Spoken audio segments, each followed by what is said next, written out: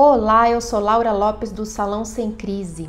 Hoje vamos falar de um assunto que está sendo polêmica nos dias de hoje, a lei do salão parceiro e a sua possível revogação. Fica comigo até o final que eu vou te contar como é que está acontecendo toda essa tramitação e aproveita e se inscreve no nosso canal para você poder receber todas as nossas novidades de antemão.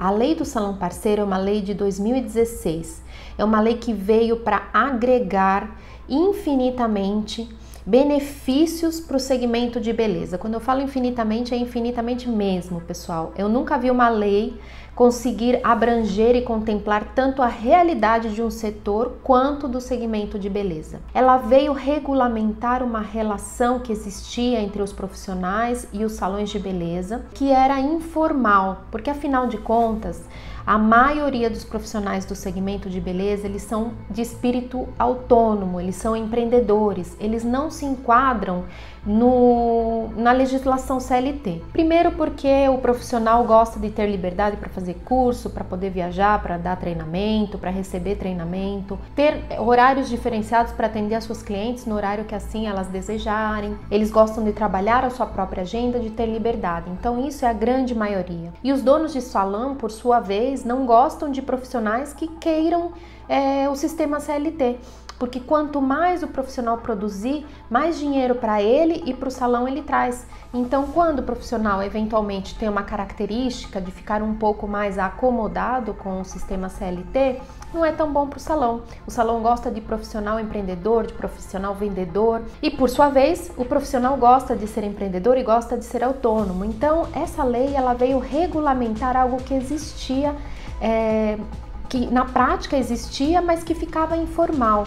Quando o profissional ele precisava, por exemplo, fazer alguma aquisição, conseguir um cartão de crédito, comprar um veículo ou até mesmo dar entrada em algum tipo de financiamento ou empréstimo, ele não tinha como comprovar sua renda, que normalmente tinha um registro baixo na carteira e uma comissão que era por fora, ou então nem registro tinha e o dono do salão não poderia dar um recibo daquele comissionamento, porque também existia o fantasma do risco trabalhista que o dono do salão corria sim.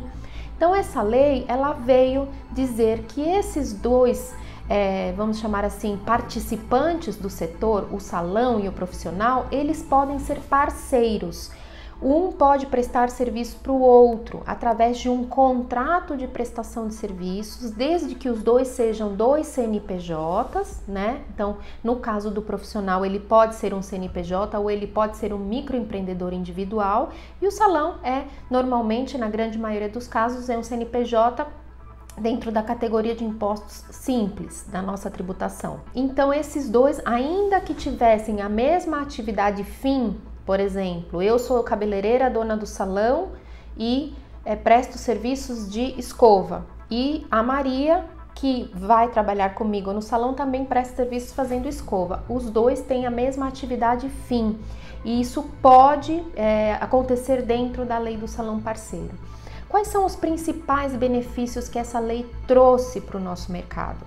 Primeiro, regulamentar algo que era informal, trazer visibilidade para os profissionais no sentido deles poderem comprovar que eles trabalham, que eles são prestadores de serviço e quais os seus rendimentos. Diminuição do risco trabalhista a partir do momento que existe um contrato entre as partes assinado e homologado pelo Ministério do Trabalho ou pelo sindicato da região.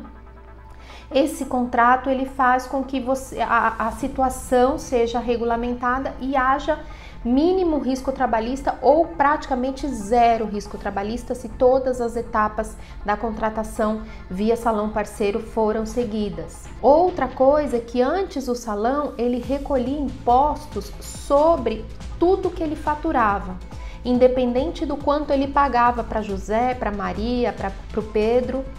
Hoje não, hoje o salão ele recolhe impostos sobre o faturamento menos o que ele pagou a título de comissionamento.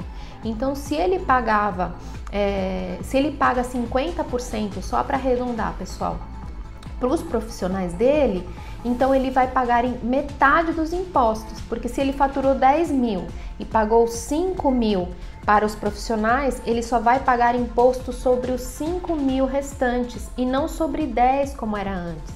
Então, praticamente, a carga tributária, o que é pago a título de impostos, reduziu pela metade. São esses os principais benefícios, sem contar que os profissionais, a partir do momento que são MEI, eles têm benefícios que vêm do governo, né? Tem auxílio doença, maternidade, tem benefícios que antes, quando o profissional não tinha, não era nem CLT e nem microempreendedor individual, não tinha. Então são outros benefícios que precisam ser levados em consideração. De lá para cá, então de 2016 para cá, o nosso segmento ele absorveu a lei e absorveu muito positivamente. Todos os lados saíram ganhando. E essa lei, hoje, ela reflete a nossa realidade. O que acontece é que lá em 2016 também, uma entidade chamada Contratu, que é ligada ao segmento de turismo, entendeu que essa lei era uma lei inconstitucional porque ela feria diretamente a lei do CLT.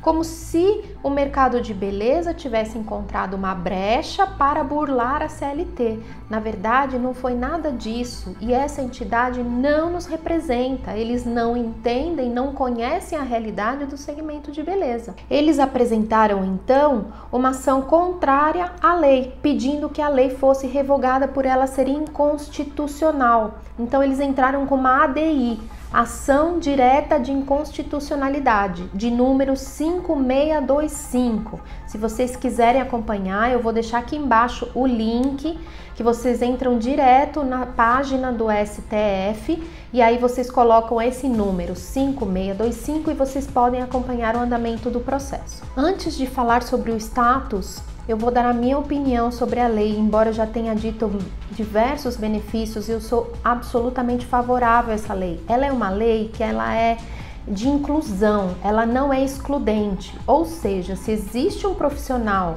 que queira ser CLT e um dono de salão que queira contratar um profissional CLT, ele pode. Essa lei ela veio agregar, ela trouxe um ganho social muito grande para a nossa classe e também trouxe não só esse ganho social, mas trouxe visibilidade para os profissionais que antes não conseguiriam nenhum tipo de benefício por não terem a sua atividade profissional comprovada. É uma lei de inclusão, é uma lei que reflete diretamente a realidade de um segmento, então não tem como. A maioria esmagadora dos profissionais, inclusive a própria Associação dos Salões de Beleza, estão a favor da lei e contra a revogação. O que a gente precisa fazer nesse momento, pessoal? A gente precisa se movimentar. A gente precisa assinar a petição para que os ministros que ainda vão votar até o dia 15, existe uma votação, essa votação ela está acontecendo online. O próprio relator, o Edson Fachin, ele votou a favor da revogação, ou seja, contra aquilo que a gente quer, ele votou a favor, o que não quer dizer que os demais, e a gente precisa somente da maioria simples, que vão aprovar ou não a solicitação de impugnação, né, dessa lei pela Contratu. A deputada Soraya Santos e alguns senadores estão nos representando e levando para os ministros memoriais, que são resumos muito pontuais e muito destacados dos benefícios e do quanto que nós estamos confortáveis desde 2016 com essa lei, o quanto que o mercado evoluiu e o quanto que essa relação ficou mais saudável, para que eles possam fazer um estudo, e aí eu acredito que eles vão se sensibilizar, porque não é só, nós somos mais de milhões de pessoas, né? Existem números aí que dizem que nós temos aí na informalidade e na formalidade aproximadamente 1 milhão de salões de beleza no Brasil. Considera então que tem 5 profissionais por salão, quantos milhões de pessoas estão se favorecendo dessa lei desde 2016. E eu acredito que os nossos ministros eles vão ficar sensíveis a essa situação, vão entender primeiro que quem apresentou o pedido não nos representa e segundo, o quanto que é importante essa lei para o setor.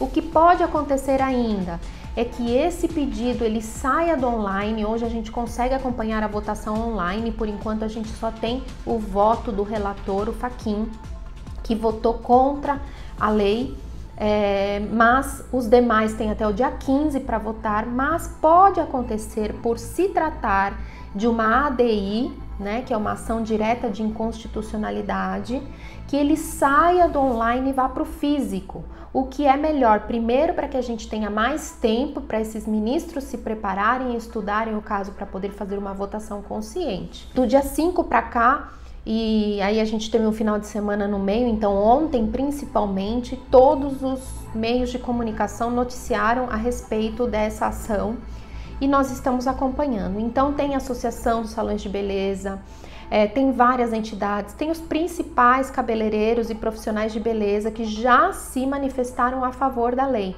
Então tem uma hashtag que vocês podem postar a favor da lei e usar essa hashtag. Eu vou colocar essa hashtag aqui. Então, pessoal, o que a gente pode fazer de prático? Assinar a petição, o link tá aqui para vocês assinarem. Até ontem a gente tinha mais ou menos 30 mil assinaturas, mas eu acho que no mínimo a gente tem que conseguir 1 milhão, porque somos muito mais do que 1 milhão dentro desse nosso segmento.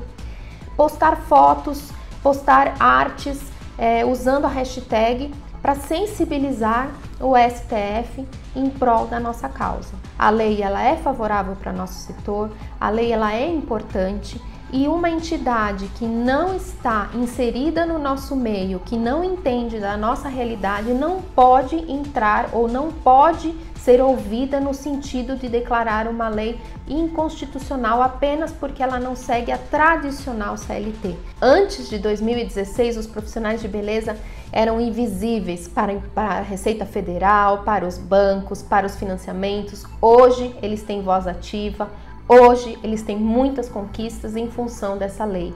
Quando que seria possível dentro da CLT um profissional ganhar até 50% daquilo que ele produz? Só com uma lei específica voltada para o setor onde ele trabalha.